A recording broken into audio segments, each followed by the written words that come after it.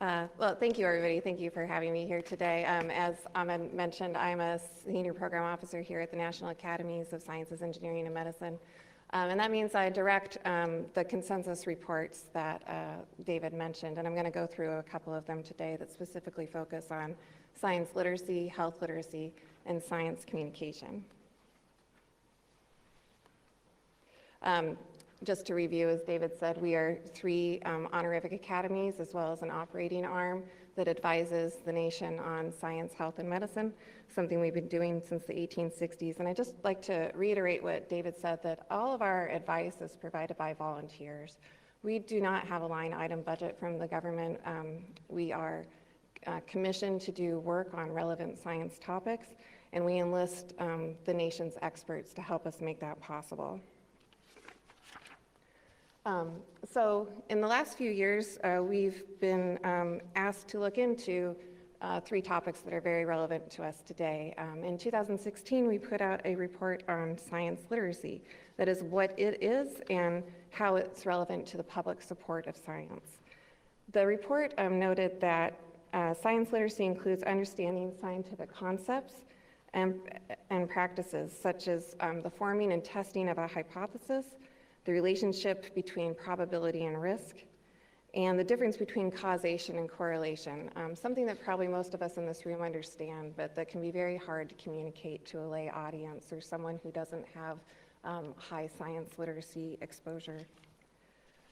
Science also includes knowledge, obviously, about a science or a field of science, including basic facts, concepts, and relevant vocabulary, and it includes the understanding that science is a process, a social process. So not just an experiment, but that it involves criteria by which someone is identified as an expert, the process of peer review that David mentioned to make sure that the scientific findings are valid, and disclosures about sources of funding and conflicts of interest. And knowing these things about science literacy helps individuals, when they want to use science in their lives, interact with science information and make decisions that are based on science. Science literacy is tested or understood largely with surveys, public opinion surveys that are distributed, and there are a number that have been distributed not only in the US but around the world. And from those surveys, we know that the knowledge of US adults on science is comparable to that of other developed economies. But what we also know is that while there's a small positive relationship between general knowledge and attitude to science, when you go down to the next level, to specific scientific issues, that general scientific knowledge doesn't necessarily translate into support of specific scientific issues. That people's knowledge is affected by their religiosity, their political dispositions, their worldviews, and their deference to scientific authority.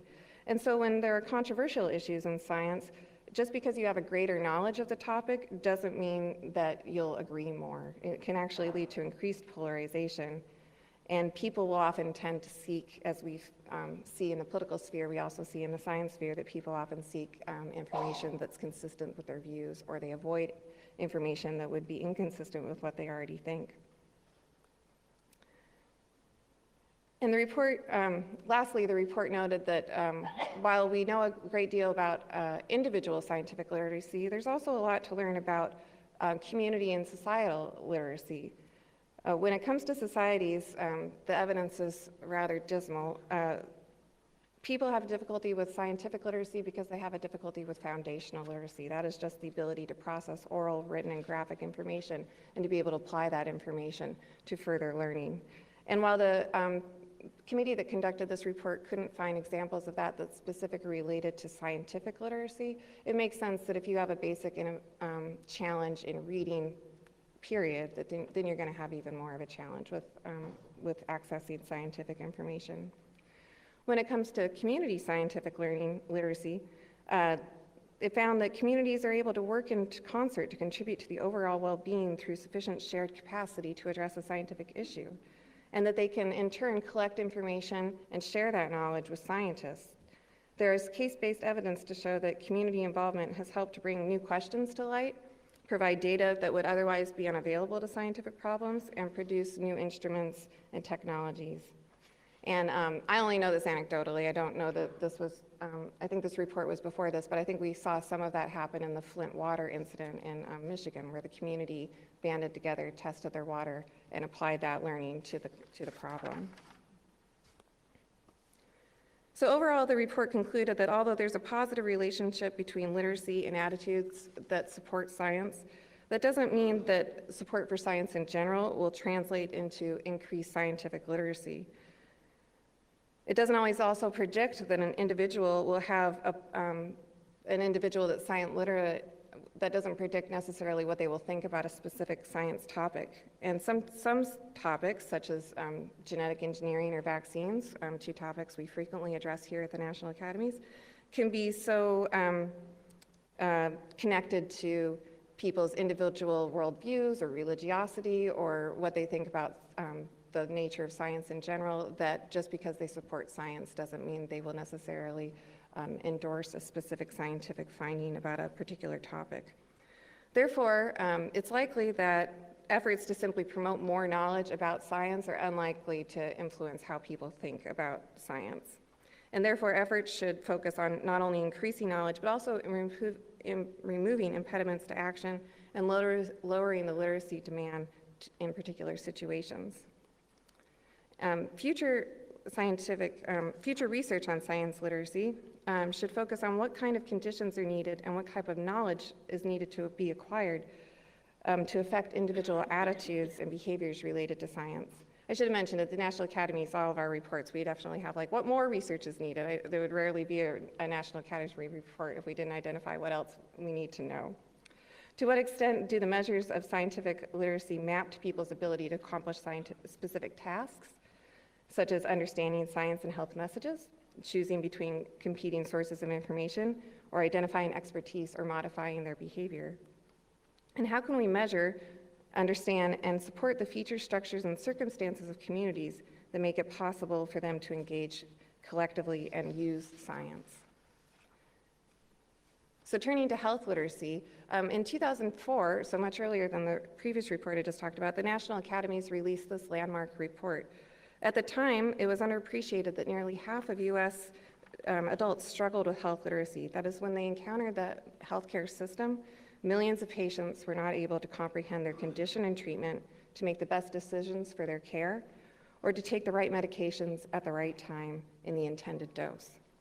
So this report really shined a spotlight on that problem and helped create a wide range of tools and practices to help organizations from large healthcare systems to individual care providers to engage with health literate discussions and provide health literate material to patients and family members. And the National Academies has continued that work in the last decade and a half through the Roundtable on Health Literacy, which is a body of experts that hold several workshops a year that inform, inspire, and activate a wide range of stakeholders to support the development, implementation, and sharing of evidence-based health literacy practices. And they do this on a number of topics. So they've looked at how can you better communicate to patients the correct dosage of medication to take. They've also looked at the difficulty of navigating the healthcare system, particularly when so many people came into the healthcare system after the Affordable Care Act was passed who might not have encountered regular healthcare before. How can we better communicate to that population? They've looked into specific conditions. This workshop report on people suffering from cancer was just published, and it also, not only does it look at how we can communicate better with people who are battling cancer, but also how can we communicate better so that people never get cancer in the first place? What preventative measures can they take? Also, people dealing with behavioral and mental health issues often have an extreme challenge when it comes to communicating health literate messages to them. And then palliative care, people at the end of life decisions or people who are in pain, what is the best way to communicate messages to them? There's also many different types of populations in the US, of course, the older population being one of the fastest growing. And we also know that older populations are also highly correlated with low health literacy. So how do we communicate to this population? The United States is becoming increasingly diverse and in terms of ethnicity as well as culturally. How do we bring all of these populations into the healthcare system and make sure they're getting the appropriate care and they're understanding it? And people with disabilities are also extremely vulnerable in the health system. How do we make sure that they are receiving the information that they need? As I mentioned with the science literacy, community-based health literacy is also very important. So the community has the roundtable has also taken a look at what we know about community-based health literacy interventions, and then they've also kind of taken a step back and said, okay, following the 2004 report, a decade or so on, what do we know about health literacy, both for the individual and for larger communities, and why is it so important? Like, let's reiterate this. Two reports I didn't mention, one that's about to come out, and then a workshop that's being held in the future. We also held a workshop in November about communicating to youth, who are, of course, getting a lot of their information online, who may or may not be consulting with adults when they're consuming health information. And so what kind of information do younger people need to make good decisions about their own health? And then coming up in May, the roundtable will be holding a workshop on health misinformation. So it's very timely. Along the same vein, we had a committee that worked on how to effectively communicate science to the population. And I think nobody in this room would be surprised that that's an extreme challenge, because science is not always certain, and as I mentioned with the first report, it's a process. So getting people to understand that process and then communicating a message that's consistent and not misinterpreted is a challenge. So one thing that the committee identified, they identified a couple cross-cutting issues, and one is aligning communication approaches with goals. Not every audience is the same, and so not every communication strategy should be the same. And what can we learn as a scientific communication endeavor about how we communicate to those different audiences? Also, they just put a nail in the coffin of the deficit model, as I mentioned earlier. Giving people more information is not necessarily going to make them agree with what you said because of all the motivating reasons that I listed earlier. And then there are a number of challenges to study, because science communication as a research field of study is still evolving. So we need to understand that intersection between like what individuals think and what society brings to bear in them, and then how messages about science are understood. We need to rethink how we communicate with policymakers. I think we all know that a policymaker can have, just like any individual, they can have the best science available, and that doesn't necessarily drive the decisions they make. So how do we get scientific messages, just not across to policymakers, but actually have it influence the decisions that they go forward with? Engaging formally with the public about science. What are the best structures for public engagement to make sure that we communicate effectively? And what approaches can be generalized and what approaches need to be tailored to specific audiences? As always, when science is involved in a controversy, people bring their emotions, they bring their previous knowledge, they bring their worldviews to that issue. And how can we engage the public in a way that allows us to get to some sort of consensus? David mentioned the consensus process that we go through on the committee to get to a resolution. We have obviously not found a great way of doing this as a society, and what can we learn about how to improve upon that when we talk about science controversies as a culture and a nation.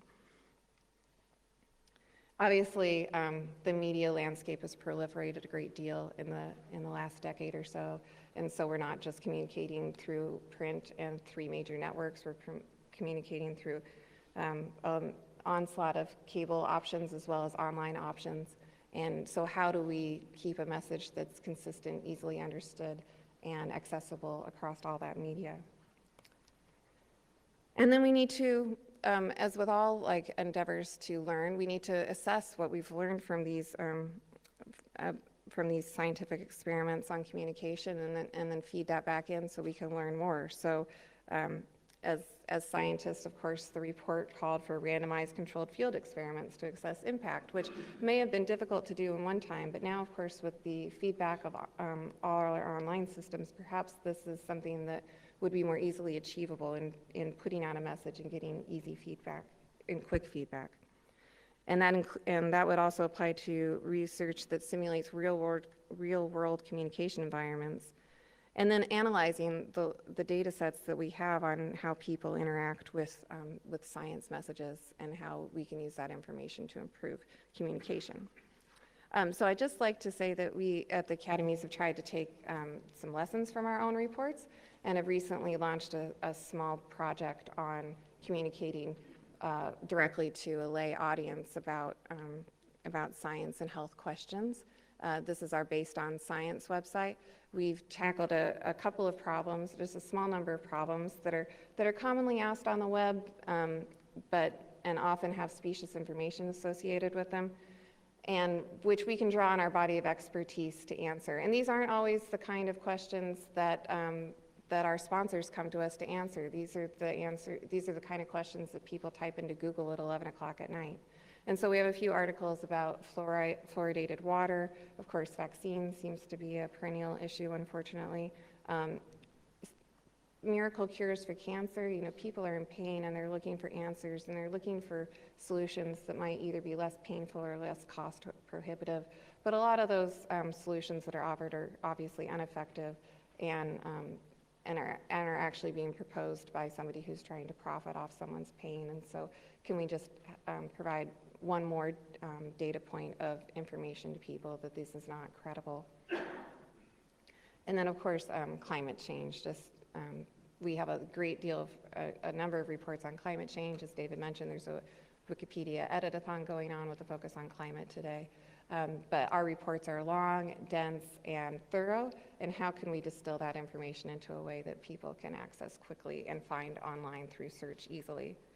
This is just an example of one of our articles that's very, very short, and so it was easy to fit on a slide, just debunking that sunscreen will not make you vitamin D deficient. It's very important to use, and does prevent skin cancer.